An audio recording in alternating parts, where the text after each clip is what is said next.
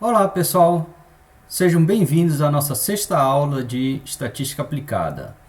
Na última aula, a gente verificou um exemplo simulado de como funcionaria a proporção amostral, né, o comportamento de uma estatística, um estimador chamado proporção amostral, quando a gente retirava amostras, todas as possíveis amostras de tamanho 2 de uma população de tamanho 4, onde a gente tinha interesse em estimar a proporção de homens naquela população, né? E a gente viu que a proporção amostral naquele caso era exatamente, na verdade, uma média amostral. Então, a partir dessa média amostral, a gente verificou algum comportamento da distribuição de probabilidade daquela média amostral. E naquele momento a gente viu que a média amostral, né, o valor esperado da média amostral era igual ao valor esperado da população, que no caso era da Bernoulli, e sendo Bernoulli, o valor esperado é P, que é a probabilidade de sucesso. E a variância, a gente verificou que era a variância populacional dividido por N, o tamanho da amostra. Como X, a variância populacional é de uma Bernoulli, então a variância é P, que multiplica 1 menos P, dividido por tamanho da amostra.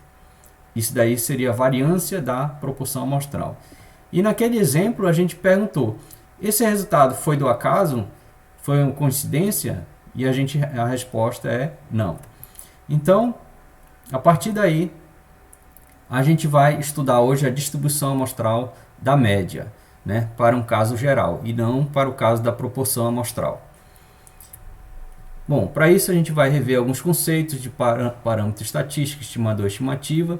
Vamos definir muito bem o que é uma amostra aleatória simples, quando a gente considera uma população representada por uma distribuição de probabilidade, uma variável aleatória x, que representa o comportamento do fenômeno aleatório na população. Vamos ver resultados importantes sobre a distribuição amostral. Tem um teorema 1, certo? Um teorema central do limite, que é o teorema bastante utilizado na inferência estatística. Vamos ilustrar graficamente como funciona esse teorema central do limite e vamos partir para umas aplicações. Exercícios são deixados para vocês, né, para a gente, numa próxima aula, poder discutir. E as referências bibliográficas. Bom, então como eu disse no início da aula, a proporção amostral, P barra, representada por P barra, quando P é maiúsculo, representa a variável aleatória, um estimador. Ela pode ser vista como uma média amostral, pois se eu tenho xi tendo distribuição Bernoulli de parâmetro P, i variando de 1 até n, n é o tamanho da amostra, ou seja, eu tenho n variáveis aleatórias, xi, todas elas seguindo distribuição Bernoulli de parâmetro P. Então, a soma dessas variáveis aleatórias, que pode assumir valores zeros ou uns, a soma de zeros e uns dá igual à soma de uns. E a soma de uns, que são os sucessos, dá a quantidade de sucessos. Então, é a soma total de sucessos. Quando eu divido pelo tamanho da amostra n, eu tenho o que? A proporção de sucessos na amostra. Então, a proporção amostral ela pode ser representada pela soma das variáveis Bernoulli, x1 até xn, dividido pelo tamanho da amostra, ou seja, somatório dos possíveis valores da variável, somatório de xi sobre n, é exatamente uma média amostral x barra, ou seja, a proporção amostral pode ser vista como sendo uma média amostral. Então, naquele exemplo simulado, como há pouco eu falei, a gente verificou o seguinte, se a variável que representa a população tem distribuição Bernoulli de parâmetro P, né, a proporção de sucesso, a proporção de homens, então o valor esperado da proporção amostral, a gente verificou que era igual ao valor esperado da Bernoulli, x, né, x tem distribuição Bernoulli, o valor esperado da Bernoulli é P, a probabilidade de sucesso. E a variância da proporção amostral, nós vimos que é igual à variância da população, como x é Bernoulli, a variância da população é P, que multiplica 1 menos P, dividido por N. Então, a variância da proporção é a variância da população dividido por N.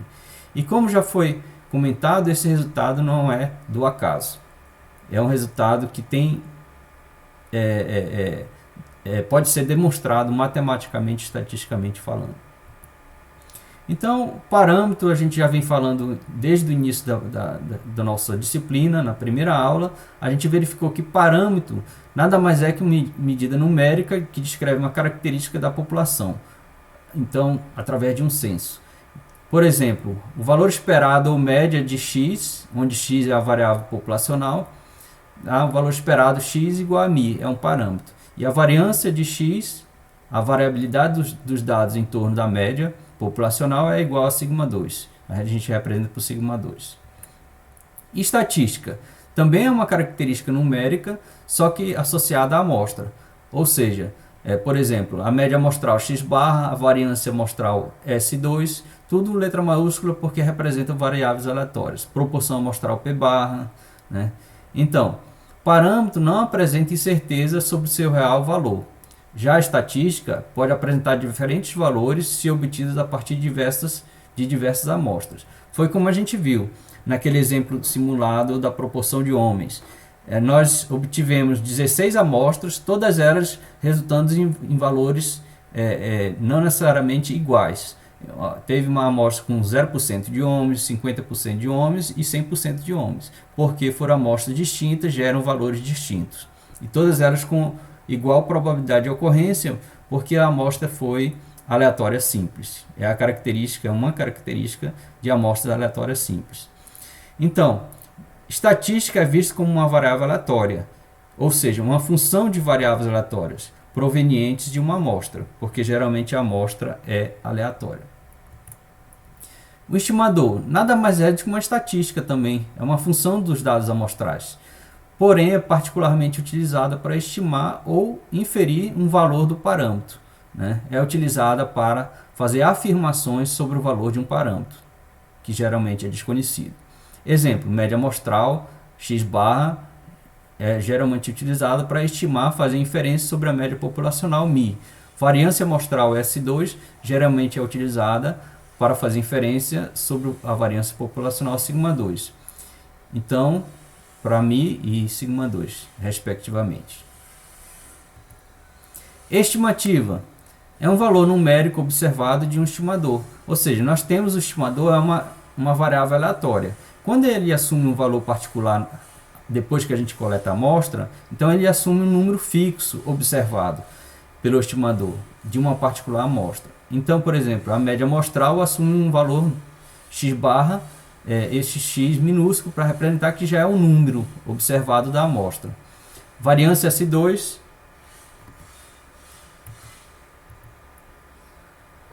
a variância na amostra, a proporção amostral observada na amostra, P barra, o P minúsculo, que já é um número observado na amostra. Exemplo. Consideremos, por exemplo, uma população de todos os eleitores da cidade de Campina Grande. Então, uma eleição municipal de Campina Grande, todos os eleitores de Campina Grande formam uma população. Uma amostra seria 650 eleitores, escolhidos de preferência de maneira aleatória. Qual seria uma característica de interesse numa pesquisa eleitoral? A principal seria o percentual de eleitores que planejam votar no candidato A nas próximas eleições.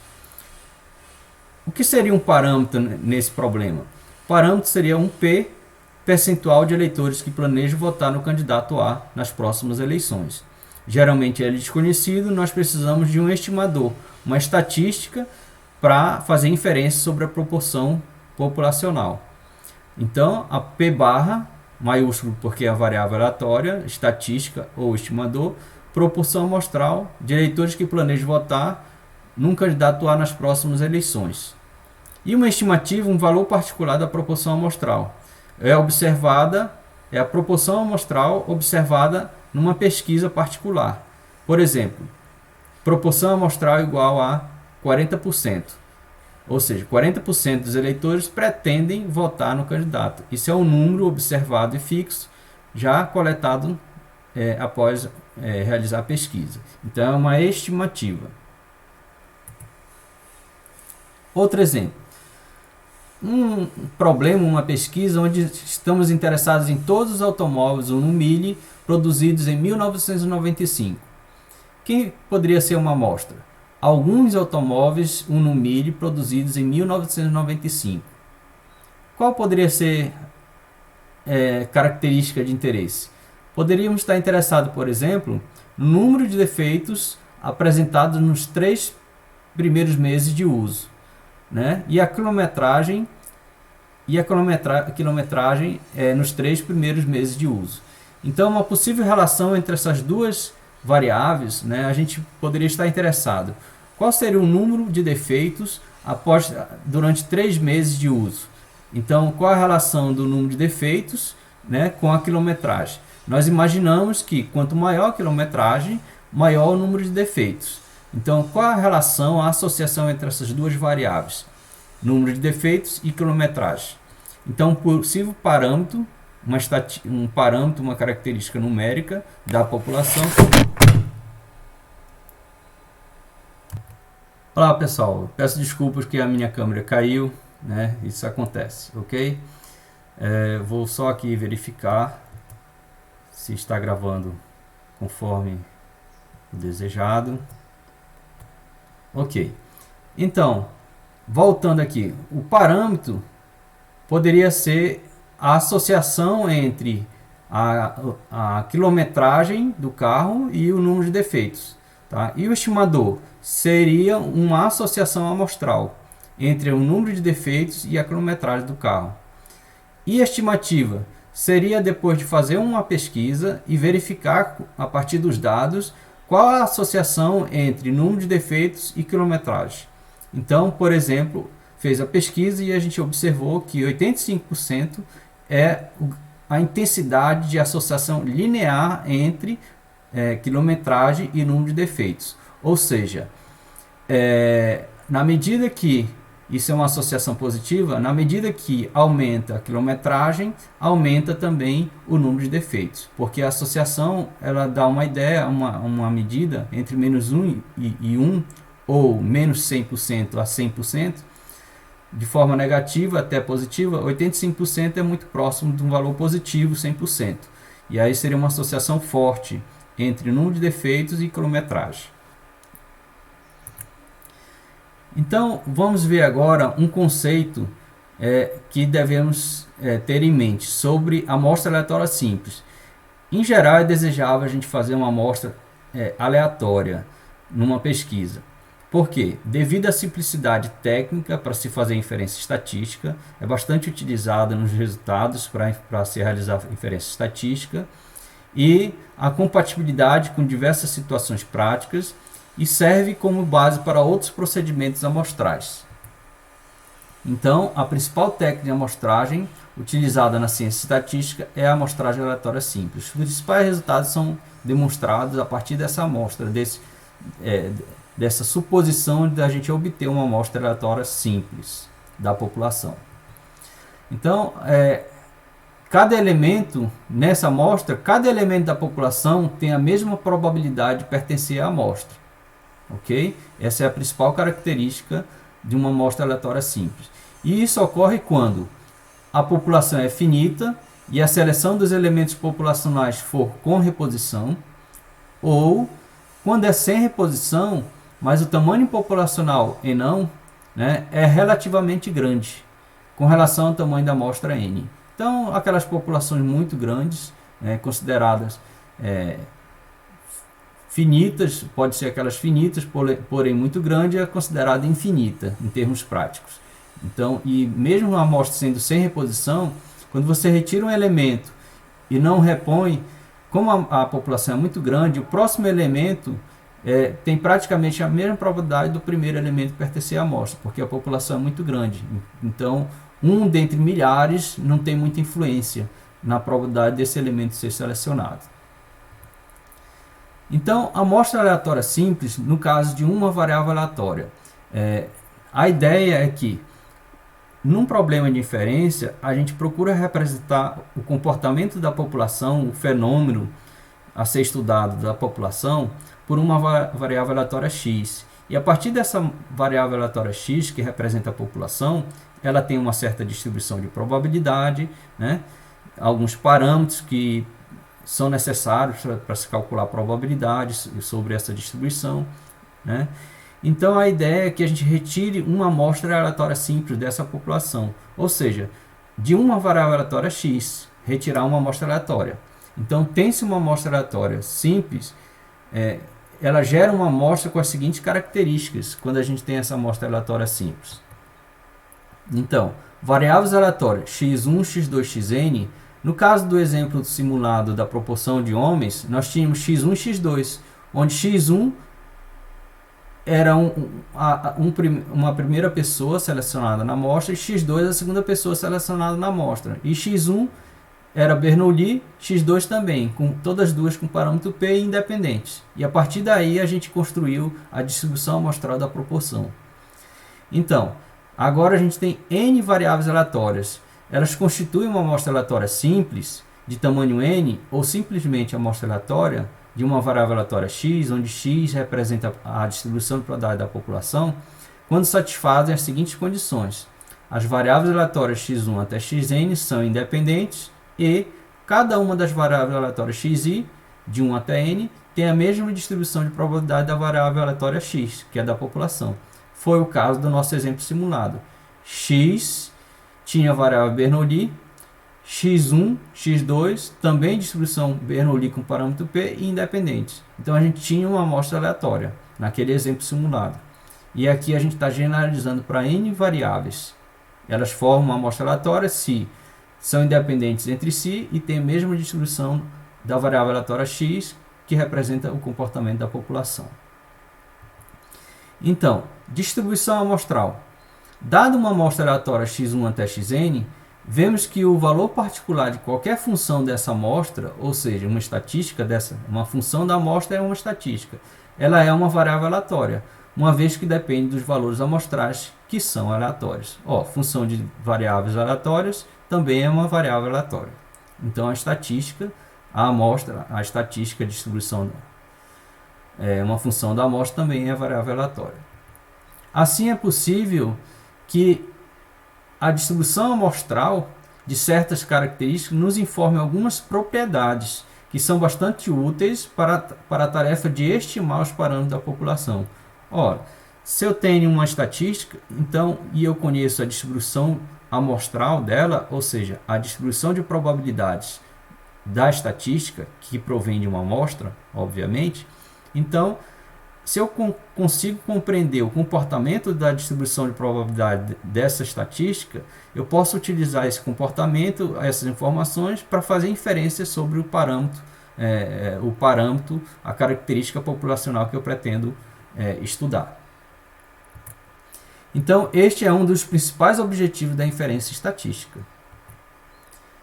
Distribuição da média amostral. Então, suponha que a gente está interessado na média populacional. A principal estatística utilizada para fazer inferência sobre a média populacional é a média amostral.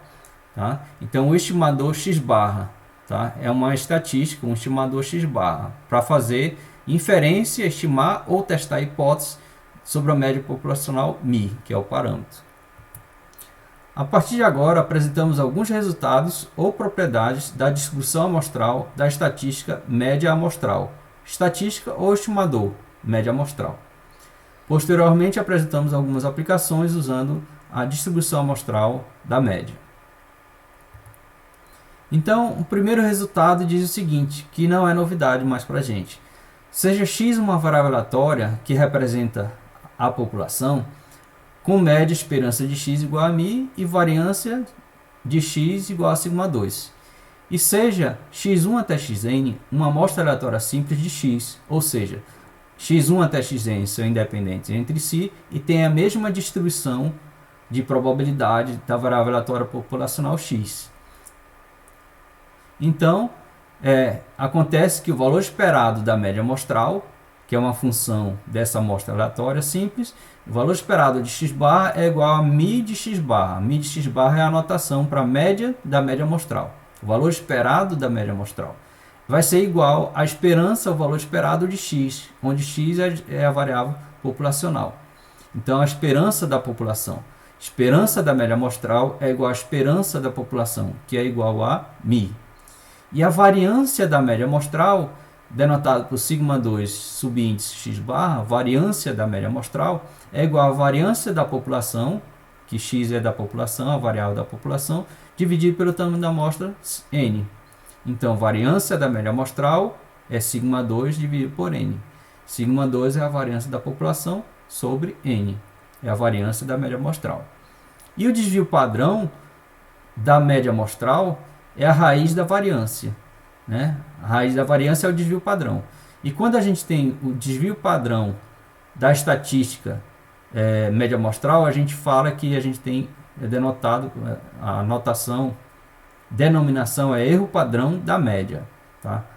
Na verdade, a raiz quadrada de variância de qualquer estimador, a gente chama de erro padrão. Em particular, quando o estimador é a média amostral, a gente fala que é erro padrão da média. Isso aqui é importante a gente fixar. Sigma, subíndice x barra, desvio padrão da média amostral. É bom a gente lembrar sempre disso. Quem é o desvio padrão da média amostral? É sigma sobre a raiz de n. Desvio da população dividido por raiz do tamanho da amostra. Ok, então, recapitulando, esperança da média amostral igual a média populacional. Variância da média amostral é igual a variância da população dividido por n. Erro padrão da média amostral é igual a desvio padrão populacional dividido pela raiz do tamanho da amostra. Guardem este resultado. Teorema 2 é o principal teorema da estatística, que é o teorema central do limite. O que é que diz esse teorema?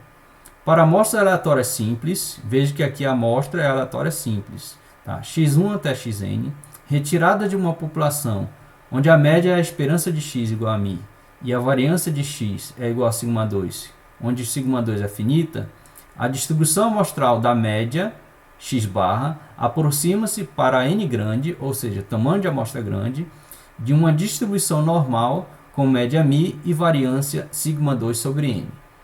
Ou seja, a média amostral tem distribuição normal com média μ e variância σ2 sobre n, para n suficientemente grande. Ou seja, para um tamanho de amostra suficientemente grande, a média amostral tem uma distribuição normal, onde a média é a média que a gente já tinha visto, que é a média da população, e a variância é a variância da população dividida pelo tamanho da amostra, que a gente já sabia disso também. O único resultado a mais aqui é que qual é a distribuição de probabilidade da média amostral? É normal. Então a gente vai usar esse resultado para fazer inferências sobre médias populacionais, para resolver problemas envolvendo média populacional, né? Então, a partir da distribuição normal, a gente vai fazer afirmações sobre a média populacional, construir intervalo de confiança, teste de hipótese e assim por diante. Ok? Então, esta é a grande ideia.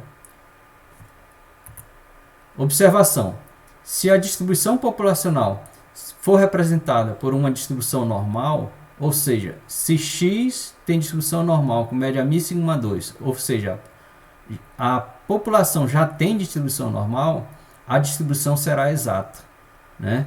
Veja que aqui x, nesse teorema central do limite, a variável aleatória x, ela não tem uma distribuição especificada. Tá? Retirada de uma população com média μ e variância σ2 finita. Não está dizendo qual é a distribuição de x. Mas se x já é distribuição normal, a distribuição da população já é normal, então a média amostral vai ter uma distribuição normal exata, não é aproximada, no sentido de que é necessária uma amostra suficientemente grande. Por quê? Porque a combinação linear de variáveis aleatórias normais e independentes tem ainda distribuição normal.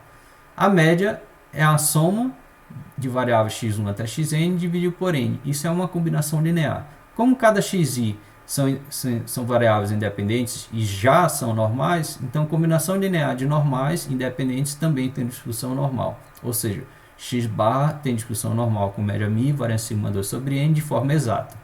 Desde que a média, a variável populacional já seja normal.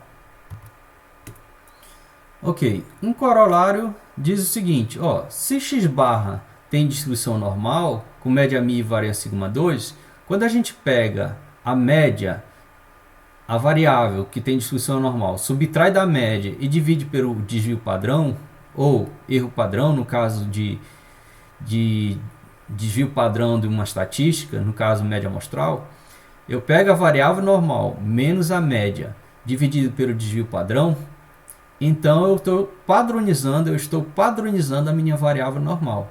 Quando eu padronizo, significa que eu tenho uma nova distribuição que continua, na verdade, sendo normal, só que com uma nova média, que é 0 e uma variância igual a 1. É a normal padrão. Isso, para n suficientemente grande, é válido para a média amostral. Tá? Então, é um resultado particular do teorema central do limite, e na verdade é simplesmente a padronização da distribuição assintótica. Assintótica significa para um n suficientemente grande. Então, se eu pego a média amostral para uma amostra suficientemente grande, subtrai da média e divide pelo desvio, o desvio da média amostral, que é sigma raiz de n, ou o erro padrão da média amostral, então tem distribuição normal padrão. E esse resultado a gente usa também para fazer os cálculos de nossas probabilidades. Então vamos verificar aqui como é que funciona o teorema central do limite. Esse exemplo aqui diz o seguinte, ó, eu tenho um sample size igual a 1, ou seja, um tamanho de amostra 1. Isso aqui é uma ilustração de simulações. O que acontece? Suponha que eu tenho uma distribuição normal, certo? Uma distribuição normal com média 0 e variância 1. Então, essa curva que está aqui sobre o histograma azulado, tá? Ela representa a distribuição normal padrão, ok? Então, é a função densidade de probabilidade da normal padrão. Então, foi gerado amostras aleatórias, simples, através do R, no caso, um programa computacional. Qualquer outro pode simular valores da distribuição normal padrão também, né? O Python, o próprio Excel tem ferramentas, tem funções que geram valores simulados amostrais da distribuição normal, assim como de outras variáveis aleatórias. Tá? Então, se eu tenho uma variável aleatória normal, padrão, essa função densidade de probabilidade vai se comportar segundo essa curva. Foram geradas várias amostras, em cada uma das amostras foi calculada a média, mas como o tamanho da amostra é 1, então a média de um valor, tamanho de amostra 1 é o próprio valor gerado na amostra. Então, digamos assim, uma primeira amostra eu gerei uma amostra tamanho 1, da normal padrão, então deu menos 2. Na outra, gerou menos 3. Então, a média na primeira amostra foi menos 2. E na segunda, menos 3. Na outra foi 1,5. Então, a média é 1,5, porque é a média de um único valor, e assim por diante. Então, foram geradas várias amostras da normal padrão e feito o histograma. E o histograma, vocês podem perceber que está bem próximo da normal padrão, né? São esses retângulos, o histograma, gráfico de frequências, né? Do comportamento dos valores simulados, dos números, né? Dos números simulados, seriam os números observados. Bom, isso era de se esperar porque a população tem distribuição normal mesmo. Por outro lado, se a minha variável aleatória x, que representa o comportamento da população, tivesse distribuição gama, então ela seria assimétrica. Perceba que aqui essa curva tem uma cauda longa à direita, então ela tem uma distribuição assimétrica à direita, que é diferente de um comportamento da distribuição normal, né? No entanto, foi gerados vários valores de tamanho 1, né? Onde calculada a média, que gerou os próprios valores da gama, e aí feito o histograma. E a gente percebe que o histograma está bem distante dessa curva da gama, né? Então, realmente, né, nesse caso, a média, que seria um único valor só, ela não tem comportamento segundo uma distribuição normal. Se fosse uniforme, o x uniforme, foram gerados vários valores, e aí o histograma, ó, ele se comporta de maneira uniforme no intervalo 0, 1. E aí a curva normal, tentaríamos obter uma curva normal, seria desta forma, né? Ela não acompanha o comportamento do histograma, né? Por outro lado, uma beta gerou valores da beta, aí a gente percebe inclusive que existe uma forma bimodal, muitos valores próximos de zero e muitos valores próximos de 1. E aí a distribuição normal, ela tenta captar isso, ela não consegue, porque a distribuição é beta. Isso para um tamanho amostral 1, n igual a 1. Quando a gente pega um tamanho de amostra 5, ou seja, eu peguei um primeiro momento, gerei 5 valores da normal, calculei a média. No segundo momento, 5 valores da normal, calculei a média. E fui guardando essas médias até um número muito grande de vezes. Digamos, 1000 amostras. Pela milésima vez, eu calculo uma amostra, gero 5 valores e calculo a média. E aí faço histograma para todos esses valores. E aí está muito próximo da distribuição normal. Da mesma forma, eu faço com a gama. Eu pego 5 valores da gama e calculo a média, uma primeira vez. Na segunda vez, gero 5 valores da gama e calculo a média. Terceira vez, do mesmo jeito. Décima vez, 5 valores da gama, calculo a média. E vou guardando essas médias e faço o histograma. Percebo que o histograma ele começa a se aproximar da distribuição normal, que é essa curva, que está em negrito aqui. Então ela começa a se aproximar. Antes, percebam que o histograma das médias calculadas, né, ela não acompanhava a curva aqui da normal. Ela não conseguiu acompanhar uma curva que se aproximaria da normal. Aqui ela já se aproximou mais. Uma amostra tamanho 5. A uniforme, o histograma das médias amostrais já acompanha bem a distribuição normal. A beta também começa a se aproximar, apesar que está um pouco assimétrica aqui do lado esquerdo. Assimétrica negativa. Mas começa a acompanhar a curva da densidade normal. Quando o tamanho da amostra é 30, veja que a normal fica muito mais fidedigna. Há uma distribuição normal, uma curva. A gama também, então aqui, primeira amostra gerou 30 valores, tira a média dos 30 valores. Segunda amostra gera 30 valores, tira a média dos 30 valores. E aí vai, um grande número de vezes. Guarda essas médias, calculadas em cada uma das vezes, e calcula o histograma. Constrói o histograma. E ela já se aproxima de uma distribuição normal, que é essa curva em negrito. A uniforme já está bem melhor e a beta também. Ela já até deixa de ser assimétrica, que antes era assimétrica à esquerda.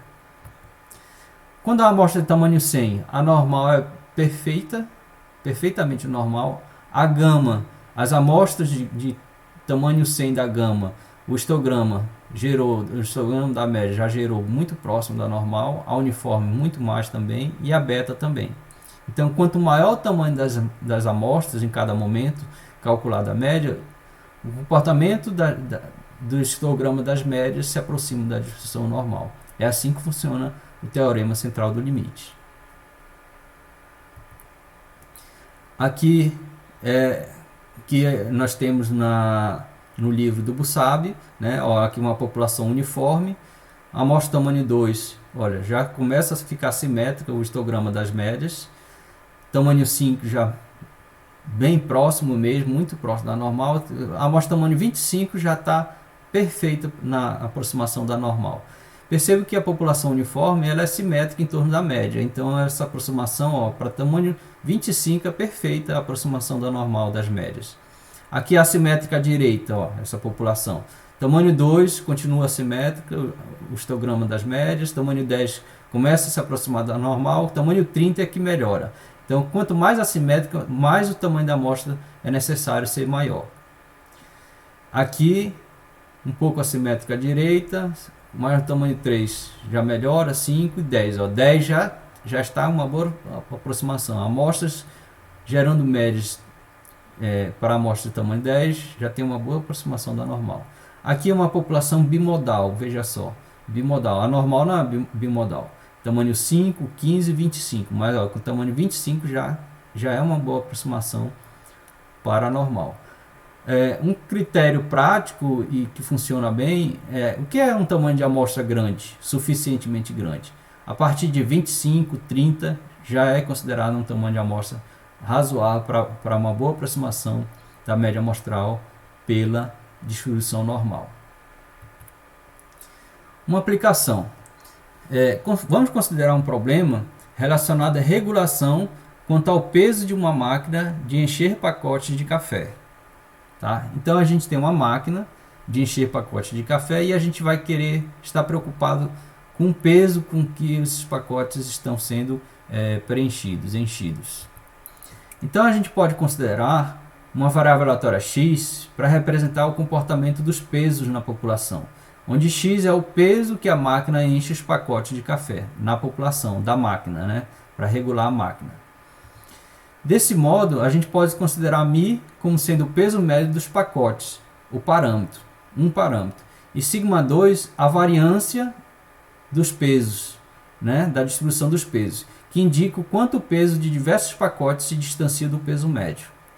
Ok? Então, sabemos que às vezes a máquina desregula-se e, quando isso acontece, a média da distribuição se altera. Tá? Então a gente regula a máquina para encher os pacotes com certo peso médio igual a μ, ela está regulada. Em média tem que produzir com peso μ. Né? Então, para manter a população sob controle, peso médio no desejável, iremos escolher amostras de tamanho 100 e pesá-los, repetindo este procedimento por um grande número de vezes. Tá? Então a ideia é que, de instante em instante, a gente coleta 100 pacotes, calcula o peso médio e vê o comportamento desse peso médio. A partir daí, o interesse é o quê? Verificar, será que a minha máquina está regulada bem? Está produzindo pesos de acordo com o desejável, com o peso médio que eu desejo para a produção? Então o peso médio da máquina está bem regulado? Então parece razoável, nesse caso, usarmos a média amostral x barra como informação pertinente para uma decisão. Suponha que a máquina de encher pacote de café seja regulada para enchê-los com peso de 500 gramas, em média. Então a gente regula a máquina para encher os pacotes, em média, com peso médio igual a 500 gramas. Esse é o desejável. Podemos, por exemplo, supor que x, a distribuição populacional, o peso da população, né, dos pacotes, seja normal, tenha distribuição normal com média 500, que é o desejável, produção média, peso médio igual a 500, e a variância 100. A variância 100 a gente vai supor conhecida nesse momento. Okay? A variabilidade dos pesos em torno da média é de 100. Tirando o desvio padrão de 100 é 10. Então é mais ou menos 10 desvios padrões em torno de 500. Se x barra se afastar muito de 500 gramas, ou seja, a média que eu coleto de instantes em instantes, ela se for muito diferente de 500 gramas, então a gente pode supor que a máquina está desregulada. A questão é, o quanto que a média amostral x barra deverá estar longe de 500 gramas para estabelecermos o critério de decisão? O quão longe deve ser a média amostral para a gente começar a suspeitar que a máquina está desregulada, ou seja, não está empacotando com peso médio de 500 gramas, conforme desejável. Ou seja, decidir que a máquina não está empacotando com peso médio de 500 gramas. O quão longe a média amostral deve ser de 500? Por exemplo, se numa determinada amostra de tamanho 100, a média estimada, ou seja, a estimativa, é x barra 497, a gente pode questionar o seguinte: será que 497 foi observado devido ao acaso? Porque pode ser que a verdadeira peso médio seja 500, mas como a amostra é aleatória, a gente observa um peso médio na amostra de 497 gramas. Mas será que isso ocorreu devido ao acaso? Ou seja, a verdadeira média continua sendo 500 e por acaso eu observei 497 gramas? E se for devido ao acaso, isso acontece com probabilidade razoavelmente alta. Se foi devido ao acaso, com a média mantendo-se em 500. Então 497 ocorre com grande probabilidade se a máquina mantém-se em 500 gramas. Se sim, isso indica que este valor observado, apesar de ser diferente de 500 gramas, ele ainda provém de uma população cuja média populacional é igual a 500, ou seja, a máquina ainda mantém-se regulada. Ou a gente pode questionar o seguinte: ele pode ser considerado um evento raro, né? Então, se a probabilidade era alta, não é evento raro, mas se a probabilidade de observar aquele valor é pequena, então, em outras palavras, se a média populacional mantém-se inalterada, se a máquina está regulada, ele ocorre com pouca probabilidade. Se ele ocorre com pouca probabilidade, este valor será observado com pouca probabilidade se a média populacional mantém-se inalterada. Ou seja, devemos suspeitar que a ocorrência deste valor indica que é mais provável que a média se deslocou. Deixe-me repetir aqui. Em outras palavras, se a média populacional mantém-se inalterada, se a máquina está regulada, ele ocorre com pouca probabilidade. Se ocorre com pouca probabilidade, se sim, temos indício de que este valor será observado com pouca probabilidade se a média populacional mantém-se inalterada. Então, com pouca probabilidade a gente vai observar se a média foi inalterada. Ou seja, devemos suspeitar que a ocorrência deste valor indica que é mais provável que a média se deslocou. Então, é mais provável que deslocou. Portanto, é razoável supor que a máquina está desregulada. Então, essa é a ideia. Se ocorreu com pouca probabilidade, é porque é mais provável que a máquina esteja desregulada, porque a média se deslocou, já que ocorre um valor tão extremo assim. Então, vimos que, por suposição, x, que é o peso na população, tem distribuição normal, com média 500, que é o que é regulado na população, e a variância suposta conhecida 100. Segue, portanto, que a distribuição amostral da média também será normal, e de forma exata, porque a população é normal. E será exata, não depende da amostra suficientemente grande, pois a amostra aleatória é selecionada de uma distribuição normal. Sabemos ainda que a esperança de x barra é a média, o valor esperado da média amostral é igual à média populacional, que é 500, que é aqui, x tem média 500. E a variância da média amostral é a variância populacional dividido pelo tamanho da amostra n. Então, nós temos sigma 2 sobre n é 100 sobre 100 igual a 1. Logo, então, o valor esperado da média amostral é igual à média populacional, que é 500. E a variância da média amostral é a variância da população dividido pelo tamanho da amostra n. Então, é 100 dividido por 100, que dá 1. Logo, a média amostral tem distribuição normal com média populacional 500 e variância 1. E, portanto, a probabilidade de ocorrer um evento, a média amostral ser inferior a 497, é o que a gente precisa calcular para saber se esse evento é raro ou não. Se for raro, a probabilidade de ocorrer um valor mais extremo do que 497, dado que a média verdadeira, o peso médio verdadeiro é 500, se for uma probabilidade baixa, então é mais provável que a verdadeira média não seja 500, e sim menor do que 500, porque a probabilidade de ser menor do que 497 vai ser algo muito raro se a verdadeira média for 500, ok? Então esta é a ideia. Então a probabilidade de observar uma média inferior a 497. Vamos verificar aqui. Então nós temos que a probabilidade da média amostral assumir um valor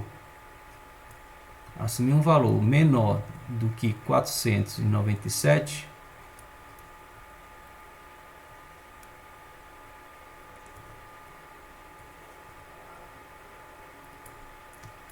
é igual, vou colocar aqui mais embaixo, é a probabilidade. Bom, x barra, a média amostral tem distribuição normal, então a probabilidade de qualquer variável normal a gente precisa padronizar, porque a gente não consegue integrar, fazer a integração da função densidade e probabilidade da normal. Então a gente padroniza. O que é padronizar? É pegar a variável, subtrair da sua média μ e dividir pelo desvio padrão da variável normal. Como é média amostral, o desvio padrão é sigma sobre raiz de n. que é o erro padrão da média amostral.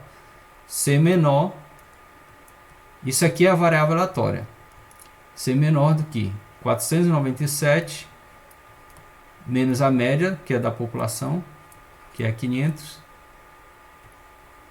dividido por sigma sobre a raiz de n, que a gente viu que é 100, 10 dividido por raiz de 100, 10 por 10 dá 1.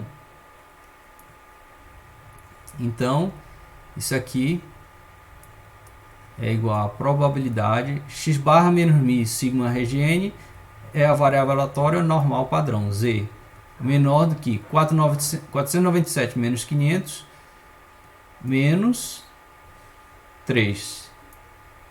Então a probabilidade de z ser menor do que menos 3. A gente percebe então que devemos buscar essa probabilidade numa tabela da normal padrão.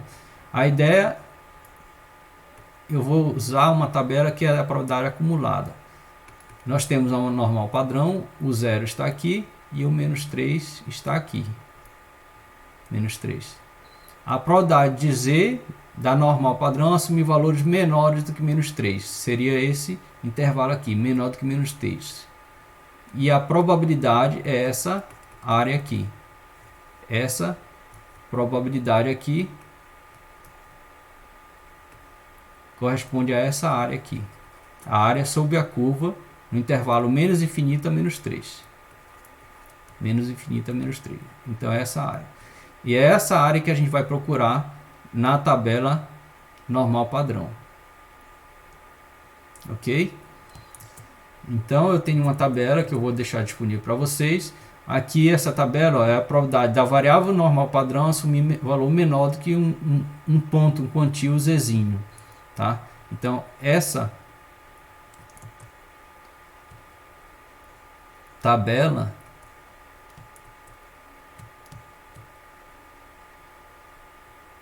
vejamos aqui.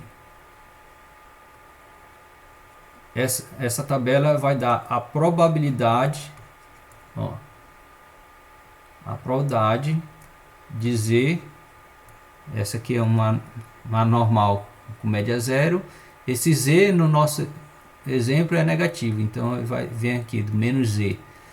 Z menor do que menos z aqui, aí, e a probabilidade vai ser essa área. Pode ser um z negativo, tá? Ou pode ser um z positivo, em outros problemas que eu quero dizer, tá? Então o z, o importante aqui vai ter um z, um quantio, z menor do que esse ponto, esse intervalo aqui, de menos infinito ao ponto, menos infinito ao ponto, menos infinito ao ponto. E a probabilidade de z ser menor do que zzinho vai ser essas áreas aqui, com essa área aqui. Ok? Então a probabilidade acumulada pode ser um ponto positivo ou negativo. Na primeira coluna eu tenho o quantio com a primeira casa decimal. Na primeira linha corresponde à segunda decimal. Então, por exemplo, 0,13. Então 0,1 primeira decimal, aí vem aqui na coluna a segunda decimal 3.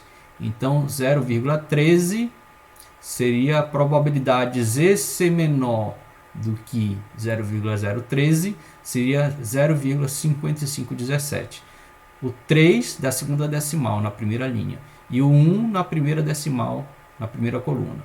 Ok? O que a gente está procurando é z menor do que menos 3. Então esse menos z aqui é menos 3. E aí a gente vai procurar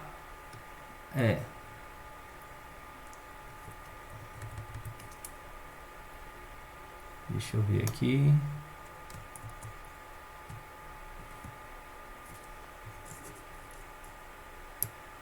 Na primeira coluna eu procuro pelo menos 3.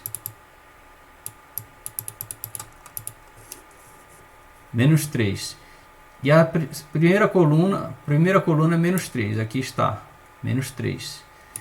E a segunda coluna tem que ser o 0, né? Porque a segunda decimal é 0, menos 3,00. Primeira decimal é 0, a segunda é 0. Então vai ser nessa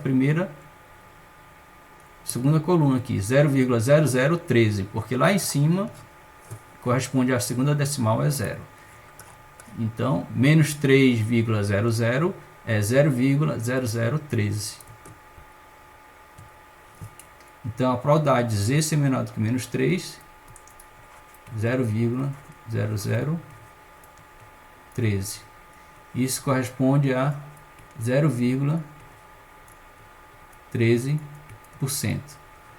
Ou seja, isso é um evento raro. A probabilidade de observar uma média, né, distante, quando eu calculo a média do peso de 100 pacotes de café e ela for inferior a 497, isso ocorre com probabilidade pequena se a verdadeira média é 500 gramas. Né? Então é pouco provável que isso aconteça, ok? Logo a gente desconfia que a verdadeira média não é 500 gramas, e sim menor do que 500 gramas. E aí a gente conclui que provavelmente a máquina está desregulada. Aqui são os cálculos digitados aqui, menos 3, 13. Indica o fato que a média amostral ser inferior a 497 gramas pode ser considerado um evento raro com probabilidade pouco provável, se a média populacional estiver inalterada. Logo, é mais razoável supor que a máquina está desregulada, ou seja, que a mesma está empacotando com peso médio inferior a 500 gramas. Uma outra questão prática que poderiam fazer é a seguinte: qual é a probabilidade de, em uma amostra de tamanho 100, a média amostral diferir da média regulada para a máquina em menos de 2 gramas? Ou seja, a probabilidade de diferir da verdadeira média 500 em menos de 2 gramas, ou seja, entre 498 e 502. Qual a probabilidade de ela não ultrapassar esse limite de 498 e 502 gramas? Então, nesse caso, a probabilidade de interesse é dada pelo seguinte: é a probabilidade da média amostral menos 500, que é uma distância, né, em módulo, porque tanto faz positivo como negativo, para baixo de 500 ou acima de 500, em módulo, tá? Menor do que 2. Diferir em menos de 2 unidades, 2 gramas. A probabilidade da média amostral diferir x barra menos μ, a diferença, o erro, né? Aqui o erro absoluto ser menor do que 2 gramas. Então, isso é uma probabilidade, porque x barra menos 500, propriedade de módulo, está entre menos 2 e 2. Se é menor do que 2, é x barra menos μ, está entre menos 2 e 2. Então, significa que a média amostral está entre 498 e 502, como eu tinha falado. Como a média amostral tem distribuição normal, pelo teorema central do limite, a gente pode pegar essa média e subtrair. Né? Então, 498 menos a média da população, que é 500, dividido pelo desvio padrão da média amostral, 10 sobre a raiz de 100. Aqui é a variável aleatória, menor do que 502 menos 500, dividido por 10 raiz de 100. Z está entre menos 2 e 2. Eu poderia já pensar aqui, ter padronizado diretamente daqui, porque a média amostral menos a média populacional já estava no caminho da padronização. Bastava dividir pelo desvio padrão, que foi o realizado aqui, que foi feito. E aí voltou o que? Para Z entre menos 2 e 2. Ora, a probabilidade de Z está entre menos 2 e 2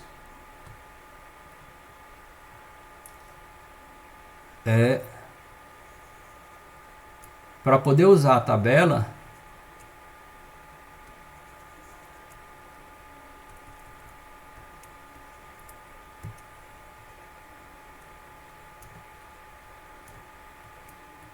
menos 2 por simetria, o 2 estaria mais ou menos aqui. Z está entre menos 2 e 2, seria esse intervalo aqui, esse intervalo. E a probabilidade de Z estar entre menos 2 e 2 é essa área aqui.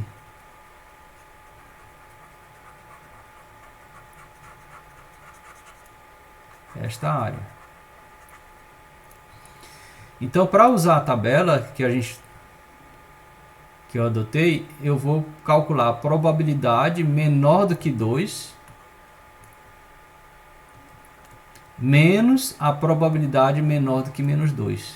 Essa área acumulada à esquerda, tá? Por quê? Se eu pego essa área completa aqui, ó, essa área aqui completa, subtrai dessa área da cauda esquerda, eu sobro com essa área entre menos 2 e 2, que é a área que me interessa. Então a probabilidade de Z entre menos 2 e 2 vai ser o quê? A probabilidade do acumulado até o ponto 2 menos a da cauda inferior. Então, probabilidade de Z menor do que 2 menos probabilidade de Z menor do que menos 2. Então, Z menor do que 2 menos probabilidade de Z menor do que menos 2.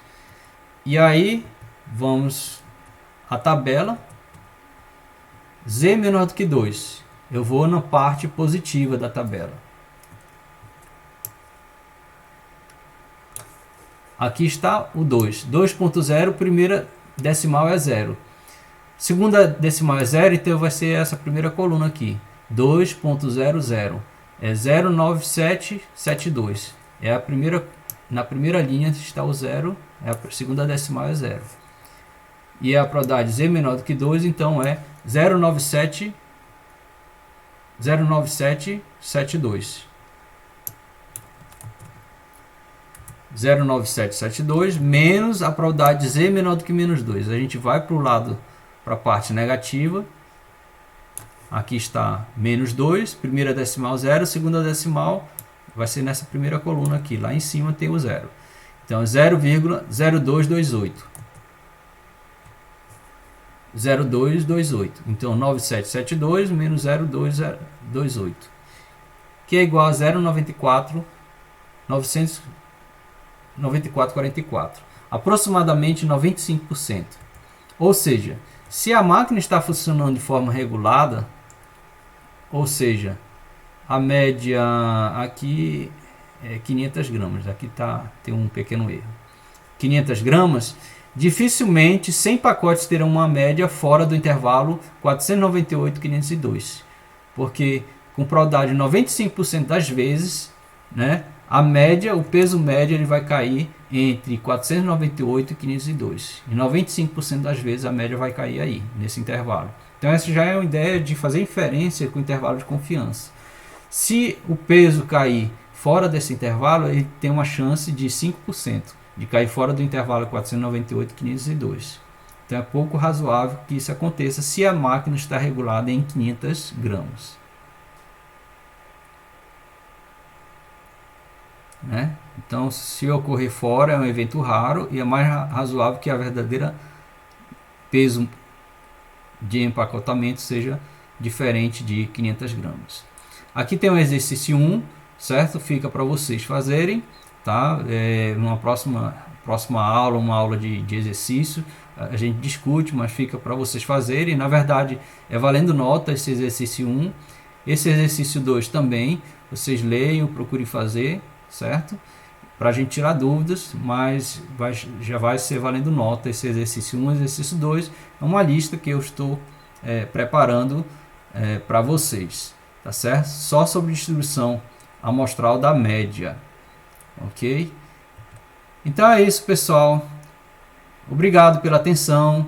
Espero vocês até a próxima aula.